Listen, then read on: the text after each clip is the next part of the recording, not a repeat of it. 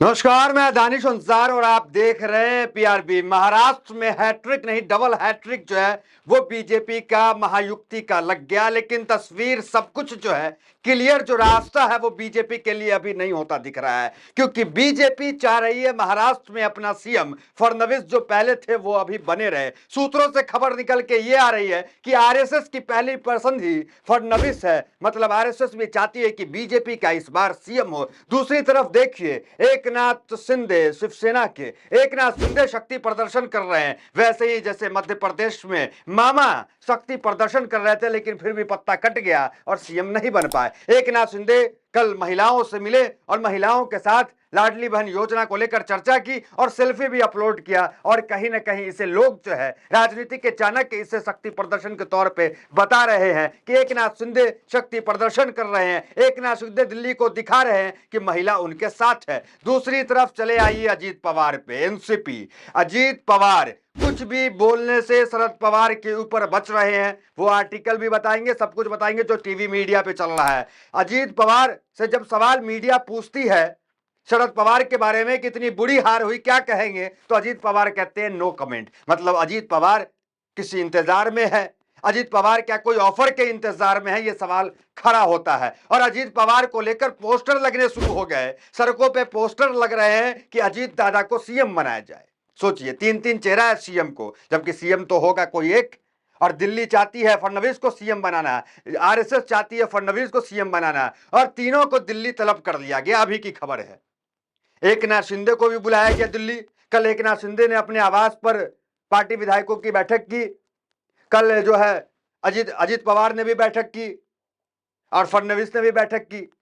सब लोगों की अपनी अपनी अलग अलग बैठक चली और आज दिल्ली तलब किया गया, और कहा जा रहा है कि बीजेपी का जो फडणवीस जो पहले सीएम थे और वही इस बार सीएम होंगे। आरएसएस की भी वही पसंद है, और आरएसएस की बार बार चर्चा क्यों कर रहे हैं, क्योंकि इस बार चुनाव में आरएसएस की जो है भूमिका बहुत बड़ी रही है।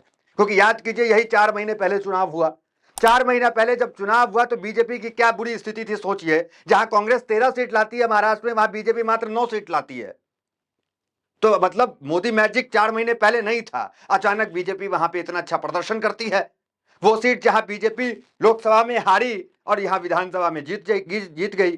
तो लोग कह रहे हैं, राजनीति चाणक्य कह रहे हैं कि आरएसएस की बड़ी भूमिका है, और आरएसएस ने मुहर लगा दी है फडणवीस पे।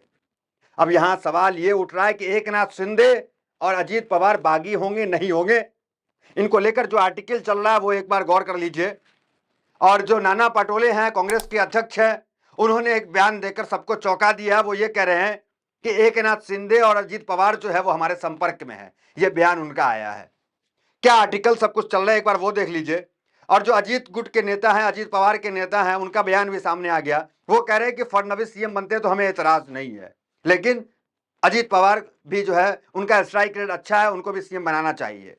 मतलब वो कह रहे हैं, उनके अजीत जो प्रवक्ता है एनसीपी के अजीत गुट के, वो कह रहे हैं कि अजीत पवार को भी सीएम बनाना चाहिए, इनका स्ट्राइक रेट अच्छा है, अगर फडणवीस बन जाते हैं तो कोई दिक्कत नहीं है। लेकिन एकनाथ शिंदे जो सीएम रहे हैं, एकनाथ शिंदे जिसके चेहरे पे चुनाव हुआ। अब देखिए क्या खबर आ रही है, देखिए आर्टिकल एक बार देख लीजिए आप। देवेंद्र फडणवीस बनेंगे महाराष्ट्र के सीएम, अजीत पवार है ओके, नाम पर आरएसएस की मुहर पक्की। मैंने पहले ही आपको कहा। फिर देखिए दूसरा आर्टिकल, देवेंद्र फडणवीस के नाम पर अजीत पवार की हामी, एकनाथ शिंदे का पत्ता कट, आखिर कौन होगा महाराष्ट्र का सीएम। एकनाथ सीएम का पत्ता कट। और एकनाथ के बारे में आपको पता है, शिवसेना से कट के अलग हुए हैं और महाराष्ट्र के सीएम रहे हैं, और इस बार जो खबर आ रही है कि उनका पत्ता कट होने वाला है। देखिए हेडलाइंस, लाडली बहनों के बीच शक्ति प्रदर्शन की मुद्रा में दिखे शिंदे, शिंदे ने महायुक्ति की जीत का श्रेय लाडली बहनों को दिया। एकनाथ शिंदे ने लाडली बहन से मुलाकात की, फोटो डाला, सेल्फी डाला और दिल्ली को शक्ति प्रदर्शन करके दिखाया कि चुनाव लाडली बहन की वजह से जीते, जो योजना एकनाथ शिंदे ने लाया था। अब देखिए वो पोस्टर जो लगा हो, वो पोस्टर की तस्वीर देखिए, आर्टिकल वो भी देखिए। महाराष्ट्र में चुनावी नतीजे से पहले पोस्टर वार, अजीत पवार को बताया मुख्यमंत्री, बवाल। अजीत पवार को उनके कार्यकर्ता नेता जो है वो पोस्टर लगा रहे हैं, अजीत पवार को मुख्यमंत्री बनने की मांग कर रहे हैं। ये तमाम चीजें सोशल मीडिया पे चल रहा है। अब वो आर्टिकल भी देखिए जिसमें हमने आपको कहा, जब सवाल पूछा गया अजीत पवार से, शरद पवार के जो चुनाव हारे बुरी तरीके से, उन्होंने कहा नो कमेंट्स, चाचा हैं, एहतराम किया होगा शायद। देखिए क्या है, महाराष्ट्र चुनाव, शरद पवार की हार का सवाल टाल गए अजीत पवार, बोले नो कमेंट्स। सोचिए, तो वो कोई कमेंट जो है इस पे करना नहीं चाह रहे हैं। और लोग मशवरा ये दे रहे हैं कि जिस तरीके से एकनाथ शिंदे को जो है अलग कर दिया गया, एकनाथ शिंदे का पत्ता काटा जा रहा है, फडणवीस को सीएम बनाया जा रहा है, तो क्यों ना एकनाथ को, जो कहां के, जो तो है तो इंडिया गठबंधन की तरफ के ही, कभी महाविकास आघाड़ी के ही होते थे, चाहे वो एनसीपी हो जाए, चाहे वो शिवसेना हो जाए, गुट तो वही है, चाचा भतीजा हैं एक तरफ। तो अगर एकनाथ शिंदे को और अजीत पवार, जिस तरह नाना पटोले कह रहे हैं कि संपर्क में है, और अजीत पवार कुछ बोलने से भी बच रहे हैं शरद पवार के बारे में, तो अगर इन दोनों को कांग्रेस अगर ऑफर कर देती है, सीएम एकनाथ को घोषित कर देती है, तो ये जो है मास्टर स्ट्रोक राहुल गांधी का हो जाएगा, मास्टर स्ट्रोक शरद पवार का हो जाएगा।